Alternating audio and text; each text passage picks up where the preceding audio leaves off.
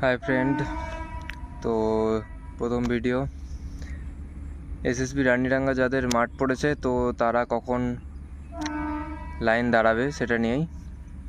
তো দেখো, যাদের তোমরা একদিন আগেই সেখানে চলে যাবা এবং লাইনটাও ওই একদিন আগেই তোমাদেরকে রাত্রি 8টার দিকে মতো দাঁড়াতে লাগবে। তখনই সবাই দাঁড়িয়ে যাচ্ছে, কারণ ফার্স্ট সেকেন্ড ব্যাচে রান পড়লে রানটা অনেক সহজ হয়ে যাচ্ছে,